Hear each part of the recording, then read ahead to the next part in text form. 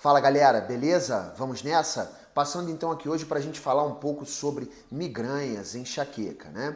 Aonde estariam as nossas maiores atenções no quesito enxaqueca? Lembrando que a enxaqueca é uma cefaleia primária, assim como a cefaleia tensional, de mecanismo neurofisiológico predominantemente cursante, único ou sobreposto em alguns momentos, nociplástico. Existe uma alteração da sinalização da entrada nociceptiva, que pode cursar em alguns pacientes com estados de sensibilização central. Lembrando que a sensibilização central, ela não está presente somente no mecanismo neurofisiológico nociplástico. Ela é um mecanismo fisiológico que pode acontecer em qualquer mecanismo neurofisiológico de dor, seja ele nociceptivo, neuropático ou nociplástico.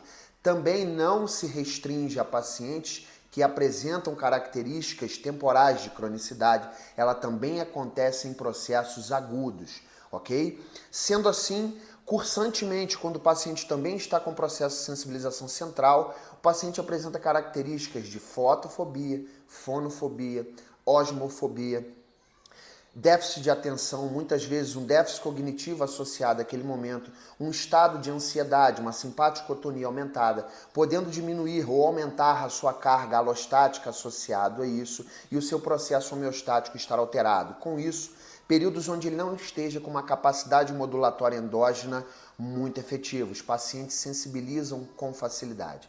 Lembrando que as características básicas da enxaqueca, ela é uma cefaleia primária, mecanismo neurofisiológico nociplástico, de característica unilateral, pulsátil, e que em alguns momentos os pacientes podem sensibilizar mais. Mulheres enxaquecosas no período menstrual costumam apresentar queixas cefálicas aumentadas. No período intracrise, a enxaqueca pode cursar com 4 processos. O pródromo, aquele momento onde o paciente percebe que alguma coisa no seu corpo já está diferente. Ele pode começar a ter um estado de irritabilidade maior, uma sensibilidade cutânea ou com um pouco de hiperalgesia ou mesmo alodinia associado a isso, um pouco mais de irritabilidade. Fotofobia e fonofobia costumam cursar nesse processo do pródromo. Alguns pacientes que têm a enxaqueca com aura, principalmente as auras visuais. O que significa isso? O paciente relata enxergar flashes luminosos, escotomas, mosquinhas pretas volantes, né? Ele está sentindo que a sua crise cefálica pode vir a acontecer. Nesse momento é extremamente importante que nós orientemos o paciente para que ele não faça atividade física, justamente porque uma das características da enxaqueca é o disparo do sistema trigêmino vascular. O disparo do sistema trigêmino vascular tem uma relação direta, claro, com o aumento da vascularização dos vasos sanguíneos cerebrais, lembrando também que o trigêmeo inerva, né, praticamente todas as meninges, as camadas meningiais dura, pia, aracnoide mater, e também os seios venosos cranianos e também as fossas cranianas anteriores e principalmente médias, né? A fossa posterior tem uma relação maior direta vindo dos níveis C2 e C3 do plexo cervical, do nervo vago, e algumas literaturas também falam de uma inervação nessa região da fossa posterior membranosa, principalmente também relacionada ao nervo hipoglosso. Aonde seriam as nossas melhores atuações relacionadas aos pacientes enxaquecosos? Principalmente na fase interectal, quer dizer, o paciente que tem a enxaqueca e não está modulando bem, ele pode passar por todas essas fases, o pródromo, as auras, a crise cefálica e o pós-dromo, quer dizer, a ressaca pós-crise, onde esse paciente, se não está bem modulado, esse período pode durar de 4 a 72 horas de queixa cefálica e o processo como um todo em alguns pacientes podem durar de 5 a 7 dias associados a isso.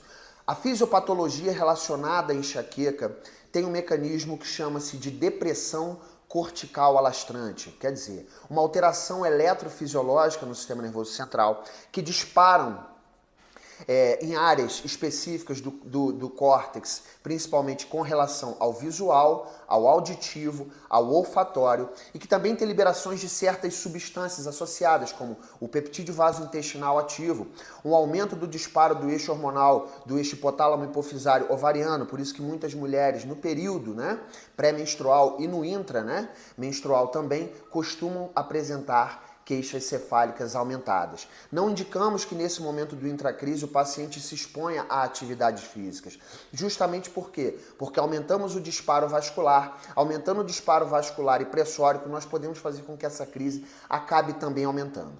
Dentro do raciocínio hands-on, as nossas melhores estratégias estão justamente na fase interectal, quer dizer, no pós-crise, naquele momento onde o paciente percebe que ele já está melhor, que ele já não está com tanta sensibilidade cutânea, que ele já não está naquele período de tanta irritabilidade, com fotofobia, fonofobia, osmofobia. É nesse momento que as nossas pautas estão extremamente importantes. Lembrando que o processo educacional em dor, ele precisa estar cursante desde um primeiro momento e desde um primeiro contato, para que o paciente entenda que certas coisas acontecem durante esse processo, para que ele também consiga ter um alto engajamento, uma alta eficácia e um alto manejo, para que também os nossos resultados clínicos possam ser melhores. Dentro das nossas pautas hands-on, uma das vias de acesso que nos costumam nos dar bons resultados na capacidade modulatória são tratarmos associados a isso as áreas de recepção do nervo vago. Porque justamente quando conseguimos dar estímulos, inputs, em que nós podemos ter como resposta um aumento do tônus vagal, nós podemos também ter assim, já que sabemos que o vago age na nossa farmácia endógena, especificamente no locus coeruleus, e nos núcleos magnos da RAF, fazendo com que esse gotejar constante que acontece também vindo do sistema visceral, tanto do primeiro neurônio quanto do segundo neurônio nesse input na fenda sináptica, pode fazer com que ali nós tenhamos uma modulação mais eficiente justamente pela via descendente através da serotonina, da norepinefrina. Podemos também ter aí uma produção maior de GABA, quer dizer, uma inibição dentro dessa fenda sináptica para que esse estímulo, quando ascenda, não venha de uma forma tão intensa e a nossa capacidade junto ao paciente para que ele consiga modular isso com mais eficiência, porque sabemos que essas informações serão distribuídas a vários níveis corticais, uma região afetiva motivacional, a área sensório-discriminativa, S1 e S2, relacionados a isso. As nossas pautas hands-on para o sistema visceral, principalmente quando pensamos num funcionamento mais harmônico, das cavidades pressóricas, das relações diafragmáticas relacionadas a isso.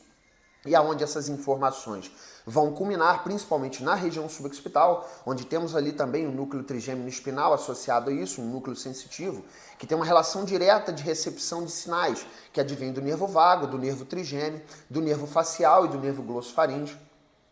Com todas essas relações, tratarmos o músculo esquelético como resposta, não como pergunta, já que sabemos que ela é uma cefaleia primária, podem dar a esse paciente grandes condições de modular com mais facilidade e entender o seu processo. A coluna cervical alta, nós temos uma atenção especial a ela, principalmente porque temos alguns bons estudos que nos direcionam que esses pacientes cursam também com cervicalgia da coluna cervical alta e uma relação de déficit principalmente dos flexores profundos cervicais, o que aumenta muito as regiões tensionais, principalmente na região suboccipital, onde tem uma relação direta com o reto posterior menor, maior, oblíquo inferior, oblíquo superior. A membrana, occipitotloide, temos a passagem ali de grandes vasos sanguíneos, apesar de a relação do sistema trigêmeo vascular ter uma correlação maior com o sistema carotídeo do que com o sistema vértebro-basilar, mas a resposta muitas vezes nesse paciente acontece também em aumento de tônus dos músculos extensores e muitos têm um desequilíbrio dos flexores cervicais profundos que fazem a estabilização para uma mecânica mais harmônica dessa região. Para as pautas hands-off, dentro do processo educacional em dor, nós não podemos esquecer de engajar esse paciente, principalmente no período interectal, para que ele tenha todo um cuidado em relação ao seu quadro alimentar e pode estar sendo orientado por um nutrólogo ou pelo seu próprio nutricionista, que ele esteja engajado num processo de atividade física de pelo menos, pelo que a OMS preconiza, de 150 minutos por semana, quer dizer, de 30 minutos diário, mas claro, quando ele estiver fora da sua crise. Que ele entenda que o controle do estresse, ansiedade, que é extremamente difícil, ele pode precisar de uma ajuda profissional. Por isso estamos falando de multimodalidades relacionadas a esse paciente, porque assim, quando engajamos esse paciente num processo, olha, o seu sono é importante, o seu sono aumenta a sua capacidade modulatória, a atividade física vai te ajudar a produzir mais substâncias opioides endógenas e vai te ajudar a ter uma percepção de dor menor. É importantíssimo que o seu convívio social esteja o melhor possível. Quer dizer, voltamos para o que a gente sempre fala, o contexto bio, psico, socioambiental, porque muitas vezes esse contexto do paciente afeta o seu econômico e faz com que a eficácia dele possa diminuir nesse processo, tá certo? Então, dentro de todas essas situações em relação ao paciente enxaquecoso, vale ficarmos atentos. A nossa melhor atuação é na fase interectal, quando ele está sem crise, primariamente ao recebermos esse paciente um processo educacional em dor, as nossas intervenções sempre baseadas, claro, naquilo que nós fazemos, mas diante do que nós fazemos, nas preferências que o paciente também prefere nesse momento dentro do processo terapêutico do hands-on. Sabemos de áreas específicas que vamos tratar e que podem nos ajudar muito no processo modulatório para que assim tenhamos um resultado clínico mais efetivo. Valeu? Espero que tenha sido válido para você. Um forte abraço e até breve.